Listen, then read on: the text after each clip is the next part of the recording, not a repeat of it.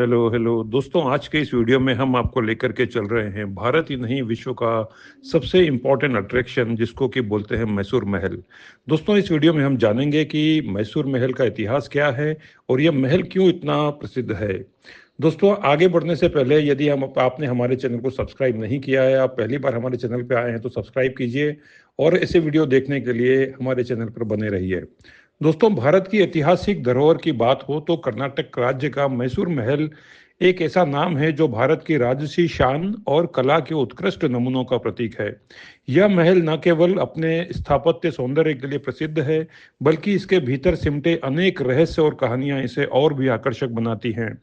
आइए इस सफर में हम आपको लेकर के चलते हैं मैसूर के महल के भीतर और उसके गौरवशाली इतिहास गाथा से रूबरू कराने के लिए। दोस्तों, जानने की कोशिश करते हैं कि मैसूर महल का इतिहास क्या है। दोस्तों, मैसूर महल का इतिहास 14वीं शताब्दी से शुरू होता है, जो कि वोडेयार वंश ने इस महल को बनवाया था, जिन्होंने 1399 से 1950 तक मैसूर पर शासन किया। आज का मैसूर महल, जिसे अंबा विलास पैलेस के नाम से भी जाना जाता है, इसका निर्माण 1912 में महाराजा कृष्णराज वोडेयार चौथे के शासनकाल में हुआ। दोस्तों, वास्तुकार हेनरी इरविन द्वारा यह महल डिजाइन किया गया और यह महल इंडो सार्सेनिक वास्तुकला का अद्भुत उदाहरण है। दोस्तों, आप जानने की कोशिश करते हैं कि इसके स्थापत्य और वास्तुकला के बारे में। मैसूर महल की वास्तुकला में भारतीय, राजपूत, गोथिल और मुस्लिम शैली का अद्भुत मिश्रण देखने को मिलता है। इसके गुंबद, कमानें और रंगीन खिड़कियां इसकी भव्यता में चार चांद लगाते हैं। महल के ऊपरी हिस्से में तांबे का एक सुंदर सुनहरा गुंबद है, जो इसकी राजसी पहचान को और भी भव्य बनाता है। दोस्तों, महल की कुल लंबाई 245 फीट और चौड़ाई 156 फीट है। इसके 3 प्रमुख द्वार हैं और महल के चारों तरफ खूबसूरत बगीचे हैं, जो कि एक बहुत ही ज्यादा राजसीय ठाट बाट का प्रतीक और आकर्षण का केंद्र हैं। दोस्तों, आप जानने की कोशिश करते हैं महल के अंदरूनी हिस्से के बारे में। दोस्तों, महल का अंदरूनी हिस्सा, जिसको कि प्रवेश करते ही दर्शकों का सामना होता है, उसको बोलते हैं सुंदर दरबार हॉल। यहाँ की नक्काशी, रंगीन कांच की खिड़कियां और बारीक कारीगरी आपकी आंखों को चौंधिया देती हैं और एक बहुत ही भव्य दिव्यता का प्रदर्शन करती हैं। यहाँ पर शाही परिवार के सदस्य उत्सव और राजकीय समारोह का आयोजन किया करते थे। महल के अन्य हिस्से में वेंडिंग पवेलियन है, जिसमें कीमती फर्नीचर, झूमर और बेल्जियम से मंगाई गई रंगीन खिड़कियां यहाँ पर लगाई गई हैं। दोस्तों, भारत ही नहीं पूरे विश्व में जो सबसे प्रसिद्ध उत्सव है, जिसको बोलते हैं मैसूर का दशहरा उत्सव, न जाने कहां कहां से यहाँ पर दोस्तों प्रति वर्ष जब भी यहाँ पर दशहरे का आयोजन होता है तो मैसूर पैलेस की आभा देखने योग्य होती है। दोस्तों, मैसूर महल का सबसे प्रसिद्ध आकर्षण है दशहरा उत्सव। हर साल विजयदशमी के दौरान महल को 97,000 से अधिक बल्बों से रोशन किया जाता है।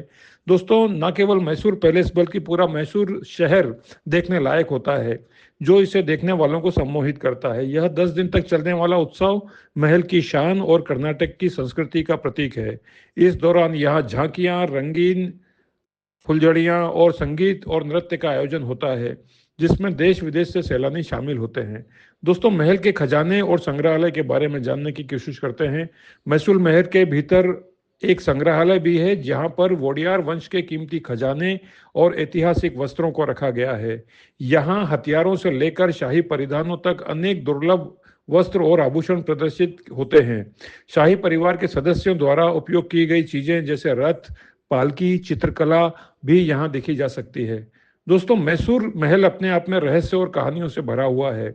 ऐसा कहा जाता है कि यहाँ पर राजा के अलावा भी यहाँ पर बहुत सारे ऐसे लोग जिनके बारे में कोई नहीं जानता यहाँ निवास करते हैं। दोस्तों, मैसूर महल के साथ कई रहस्यमयी कहानियां भी जुड़ी हुई हैं। हम आपको कहानियों के बारे में बताते हैं, लेकिन अगर आपने अभी तक हमारे चैनल को सब्सक्राइब नहीं किया है तो तुरंत सब्सक्राइब करें। दोस्तों, कहा जाता है कि महल के नीचे भूमिगत सुरंगों का जाल बिछा हुआ है, जो कि आपातकालीन स्थिति में राजा को सुरक्षित स्थान पर ले जाने के लिए उपयोग किया जाता है। इसके अलावा लोग मानते हैं कि महल में कुछ अदृश्य शक्तियां भी निवास करती हैं।